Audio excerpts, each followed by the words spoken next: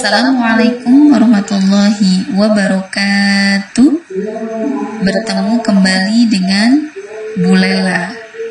Bagaimana kalian kabarnya hari ini?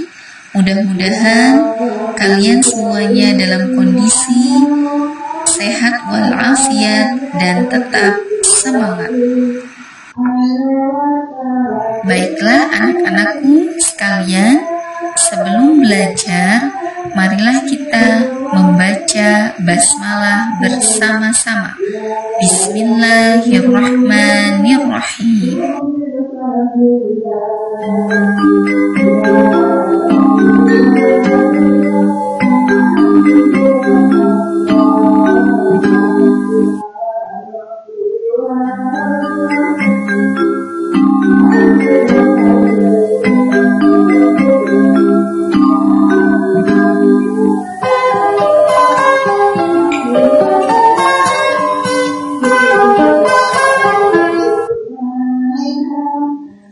Perhatikan gambar-gambar berikut anak-anakku sekalian. Nina sedang menonton televisi. Ia melihat tayangan berita bencana tanah longsor yang terjadi di suatu daerah.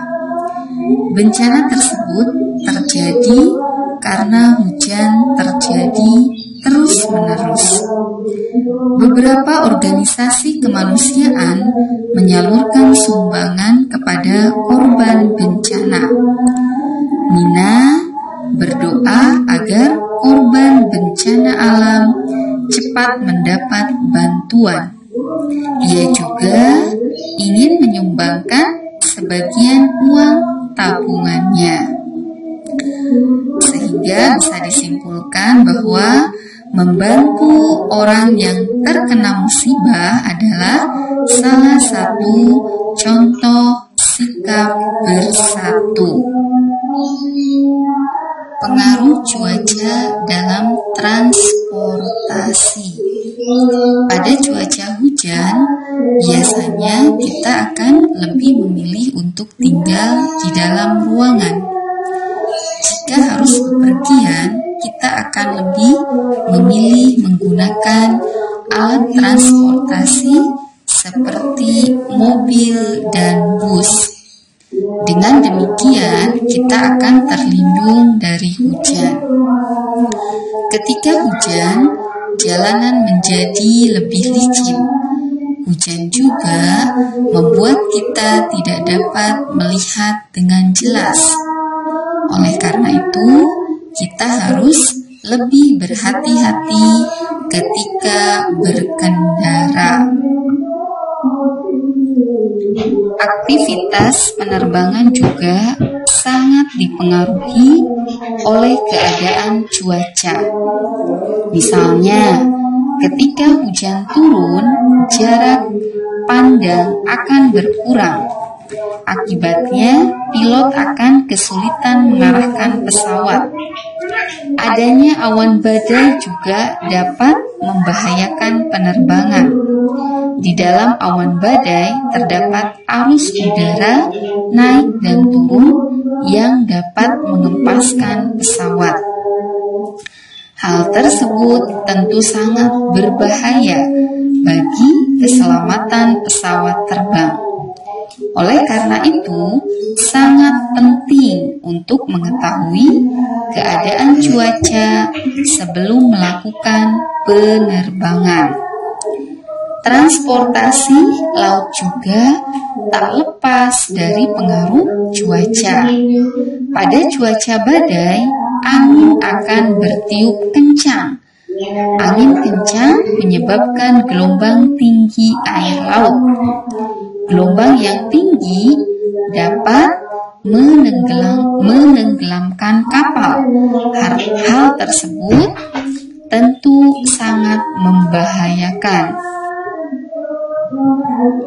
Kesimpulannya adalah dari teks di atas yang sudah dibacakan tadi, kalian semua dapat menceritakan informasi tentang pengaruh cuaca dalam transportasi.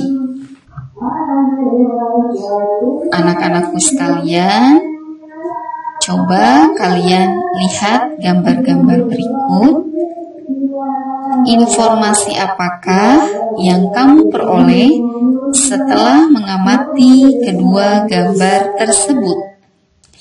Kita harus mengamati gambar dengan cermat untuk mendapatkan informasi. Apa saja yang harus diamati? Mula-mula, amatilah suasana pada gambar. Setelah itu, amati kegiatan yang dilakukan oleh orang-orang di dalam gambar. Kamu juga dapat mengamati pakaian yang dikenakan orang dalam gambar. Catatlah hasil pengamatanmu dalam bentuk kalimat. Contohnya sebagai berikut. Hasil dari pengamatan gambar A. Poin pertama, cuaca di taman sangat cerah. Kedua, matahari bersinar dengan terang.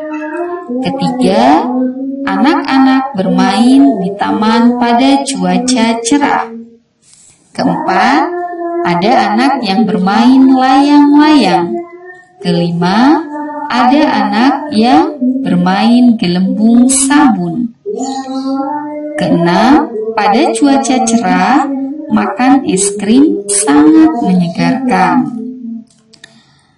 Nah, informasi-informasi tersebut dapat kamu susun menjadi sebuah cerita. Nah, kesimpulannya, dari gambar tersebut, kalian dapat menuliskan informasi tentang pengaruh perubahan cuaca. Makanan apa yang biasanya kamu makan pada saat udara panas? Pada cuaca cerah, kita biasanya akan memilih makanan yang dingin dan menyegarkan. Misalnya, es serut dan semangka. Hari ini cuaca sangat cerah. Ibu membeli buah semangka di pasar untuk dinikmati bersama.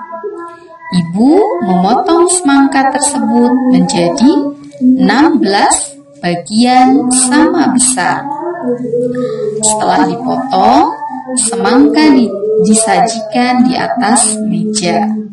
Nina makan semangka sebanyak 2/16 bagian.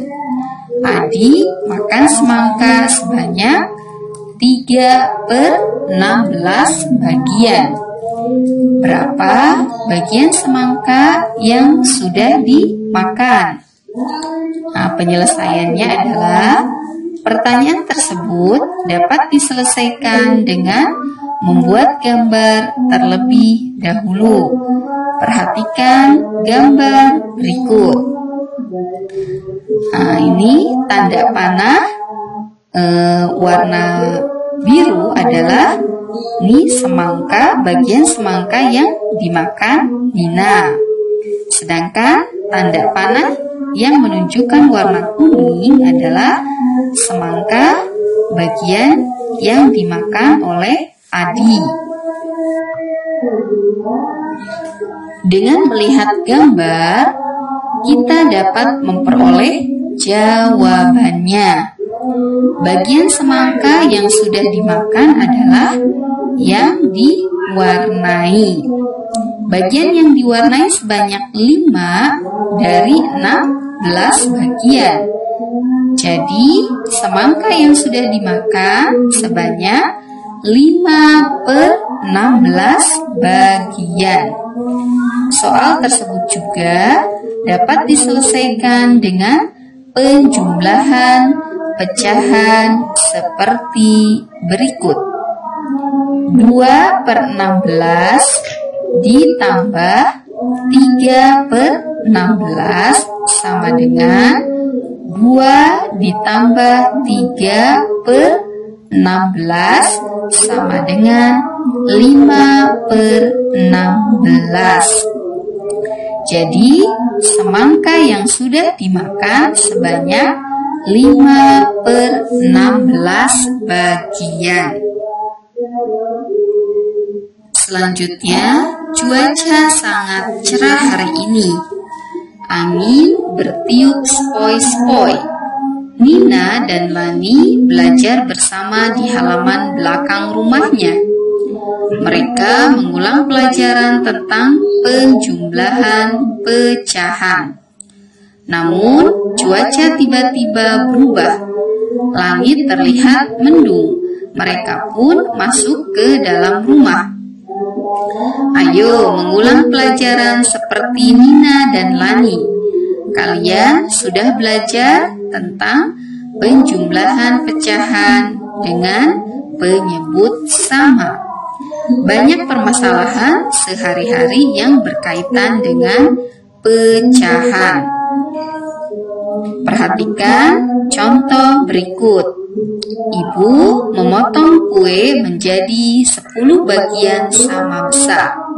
Adi makan kue sebanyak 2 potong. Nina makan kue sebanyak 1 potong. Ayah makan kue sebanyak 1 potong. Berapa bagian kue yang sudah dimakan? Penyelesaiannya adalah permasalahan di atas dapat diselesaikan dengan membuat gambar. Perhatikan gambar berikut.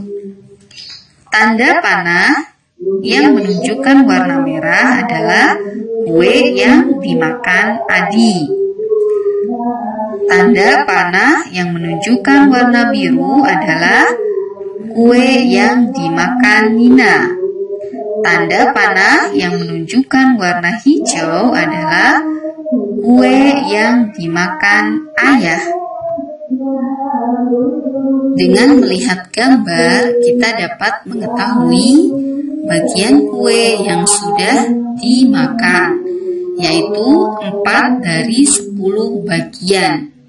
Jadi, kue yang sudah dimakan sebesar 4/10. Kita juga dapat menghitungnya dengan penjumlahan pecahan. Perhatikan cara berikut.